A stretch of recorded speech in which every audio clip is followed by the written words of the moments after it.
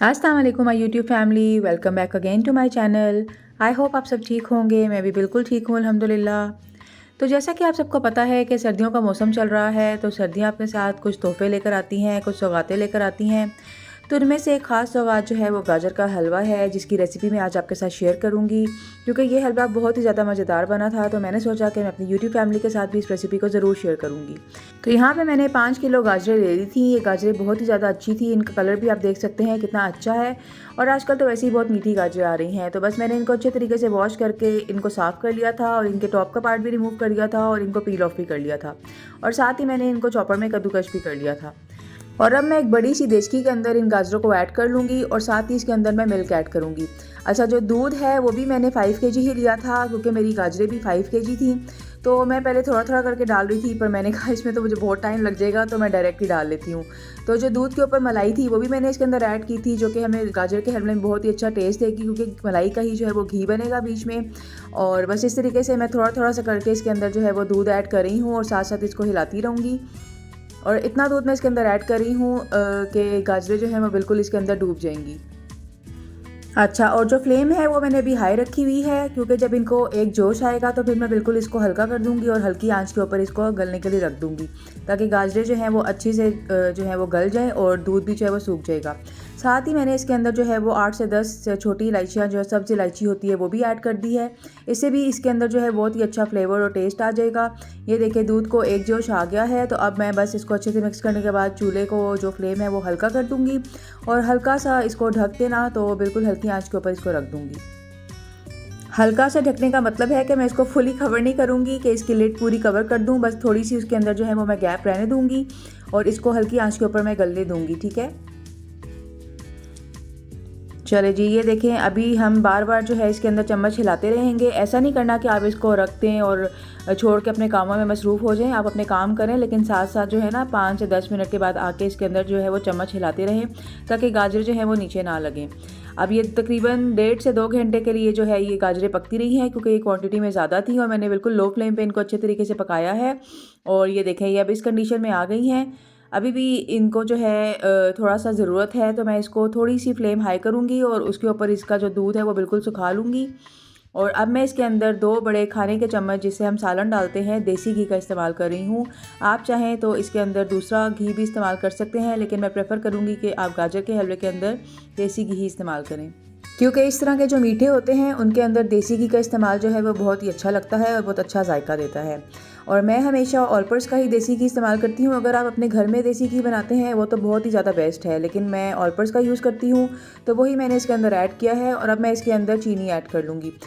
चीनी हमने स्टार्ट में इसलिए ऐड इसके अंदर नहीं की थी, क्योंकि अगर आप चीनी को पहले ऐड कर देंगे ना, तो आपकी जो गाजरों का कलर है वो बहुत ही ज़्यादा डार्क हो जाएगा और आपका हलवा जो है बहुत ही ज़्यादा डार्क कलर का बनेगा, जो कि अच्छा नहीं लगता है।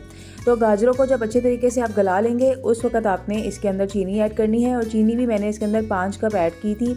और ये 5 कप का जो अंदाज़ा था ये बिल्कुल परफेक्ट था। 5 किलो गाजरों के अंदर मैंने 5 कप चीनी के ऐड किए थे, तो इससे बहुत ही ज़्यादा मुनासिब और अच्छा मीठा इसका जो है वो ऐड हो गया था।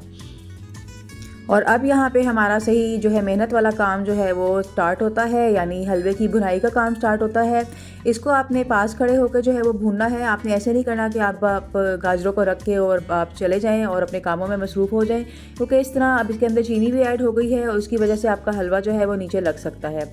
और चीनी जो है वो भी अपना पानी छोड़ेगी, तो इसकी वजह से भी जो है वो थोड़ा सा टाइम लगेगा। और आपने पास खड़े होकर हल्की आँच के ऊपर इसकी बहुत ही अच्छे से भुनाई करनी है। मैंने तकरीबन 40 टू 45 मिनट्स पास खड़े हो के इसकी भुनाई की थी। और ये देखें, मेरा हलवा कितने अच्छे से जो है वो भुन गया था। बिल्कुल लो फ्लेम के ऊपर मैंने इसकी भुनाई की थी। और अब मैं इसके अंदर एक सीक्रेट इंग्रेडिएंट ऐड करूँगी। मैं इसके अंदर 2 खाने के चम्मच जो हैं बड़े सालन डालने वाले नीडो के ऐड कर रही हूँ। इससे इसके अंदर इतना अच्छा टेस्ट आ जाता है, बहुत ही ज़बरदस्त सा टेस्ट आता है कि आपको इसके अंदर खोया ऐड करने की भी ज़रूरत नहीं पड़ती है और बहुत ही ज़बरदस्त सा इसका टेस्ट हो जाता है। और ये एक सीक्रेट इंग्रेडिएंट है जो मैं अपने गाजर के हलवे के अंदर जो है वो यूज़ करती हूँ। मैं इसके अंदर खोया भी ऐड करूँगी, लेकिन मैं 2 खाने के चम्मच नीडो भी इसके अंदर ज़रूर ऐड करती हूँ। अच्छे तरीके से अब मैं इसको मिक्स कर लूँगी। और यकीन करें, जब आप इस तरीके से हलवा बनाएंगे तो हर कोई आपसे पूछेगा जब वो खाएगा कि आपने ये हलवा किस तरीके से बनाया है। तो बस अब इसको मैंने अच्छे तरीके से जो है वो मिक्स कर लिया है और अब मैं एंड के ऊपर इसके अंदर जो है वो खोया ऐड कर रही हूँ। और अब मैं इसको भी जो है वो हलवे के साथ बहुत अच्छे से मिक्स कर लूँगी। यहाँ पे हमारा गाजर का हलवा जो है वो बहुत ही मज़ेदार सा रेडी हो गया है। अब हम इसको डिश आउट करते हैं। आप देख सकते हैं कि कितना ज़बरदस्त सा इसका कलर आया है, बिल्कुल भी ये डार्क नहीं हुआ और ये बहुत ही ज़्यादा अच्छा देखने में भी लग रहा है और खाने में वाकई में बहुत ही ज़्यादा टेस्टी है। और अब मैं इसके ऊपर जो है वो खोए से इसकी गार्निशिंग कर लूँगी और खोया डालने के साथ साथ मैं इसके ऊपर पिस्ता और बादाम भी ऐड करूँगी। पिस्ता और बादाम के बगैर तो हलवे का बिल्कुल ही मज़ा नहीं आता। आई होप मेरी गाजर के हलवे की रेसिपी आपको बहुत अच्छी लगी होगी और आप इसको ज़रूर ट्राई करेंगे। और यहाँ पे मैं आपके साथ एक और बहुत ही ज़बरदस्ती चीज़ जो है वो शेयर करूँगी। मैं आपके साथ अपनी बेटी के हैंडमेड स्वेटर्स जो है वो शेयर करूँगी, जो कि उसकी नानों ने उसके लिए बनाए हैं।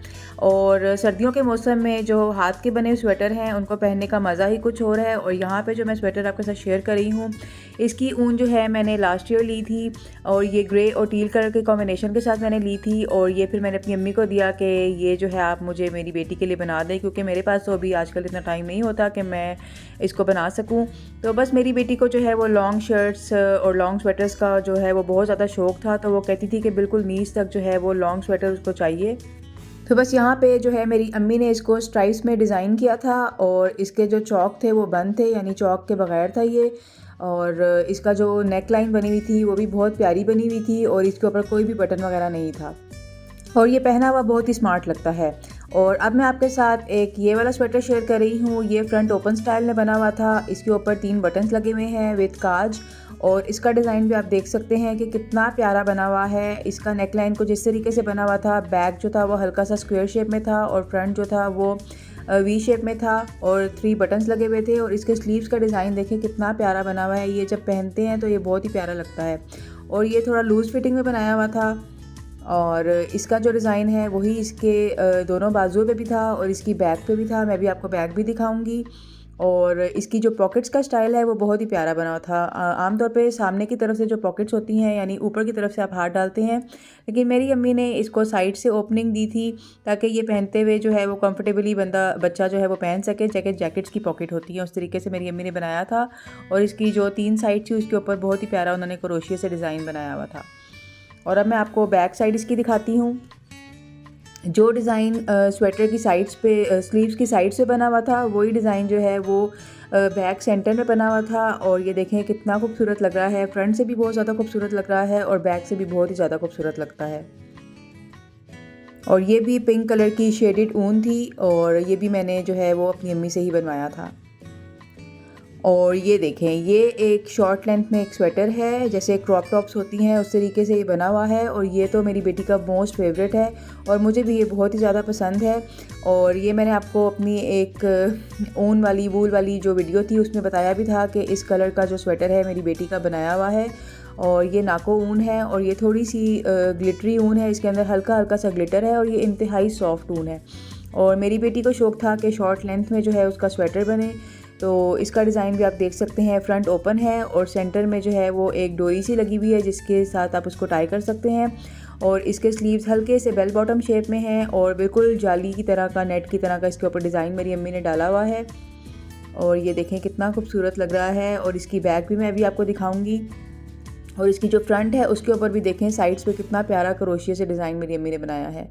और ये स्वेटर की बैक है और इस बैग के जो स्लीव्स हैं वो भी पीछे तक डिज़ाइन इसका जा रहा है, जो पहना हुआ बहुत ही स्मार्ट लगता है। और यही डिज़ाइन जो स्लीव्स पे है वही इसकी वेस्ट की साइड्स पे भी है, तो ये बहुत ही खूबसूरत लगता है मेरी बेटी को पहना हुआ। और अब मैं आपके साथ जो है वो अपनी एक क्रिएशन शेयर करूँगी। ये मैंने अपनी बेटी के लिए आई थिंक 2 इयर्स बैक जो है वो बनाया था। और ये 3 in 1 जो है ये मफलर और हुडी और पॉकेट्स के साथ स्कार्फ है। और इसको भी जो है मैंने बहुत ही मेहनत के साथ बनाया था। और इसके कलर्स भी मैंने ब्राइट रखे थे क्योंकि बच्चों को थोड़े से ब्राइट कलर्स पहने हुए बहुत ही अच्छे लगते हैं। और इस तरह से इसकी हुड बनाई थी, यानी कैप बनाई थी। और साथ ही यहाँ से बच्चे अपने शोल्डर्स के ऊपर इस स्कार्फ को होल्ड कर सकते हैं। और साथ ही इसकी मैंने नीचे पॉकेट्स भी बनाई थी ताकि जब आपने स्कार्फ अपना ऐसे स्ट्रेट नीचे किया हो तो बच्चा जो है वो ईज़िली अपने हाथ भी इसके अंदर वार्म कर सकता है। और आप देख सकते हैं कितना प्यारा लग रहा है और मेरी बेटी बड़े शौक़ से इसको पहनती है। इस तरह की हैंडमेड चीज़ें जो बहुत प्यार से आपके लिए बनी होती हैं, उनको पहनने का मज़ा ही कुछ और होता है। और ये तो बहुत ही लिमिटेड, बहुत ही कम सी चीज़ें थी जो मैंने आपके साथ शेयर की हैं। और कुछ स्वेटर जो हैं वो मेरी बेटी के बचपन के हैं, यानी जब वो छोटी थी तब के भी मेरी अम्मी उसके लिए बनाती रहती थी, तो वो तो सब मैंने बहुत ज़्यादा संभाल के रखे हुए हैं। कभी टाइम मिला तो ज़रूर आपके साथ वो भी शेयर करूँगी। आई होप आज की वीडियो आपको बहुत अच्छी लगी हो। अपना बहुत सारा ख्याल रखिएगा। अल्लाह हाफिज़।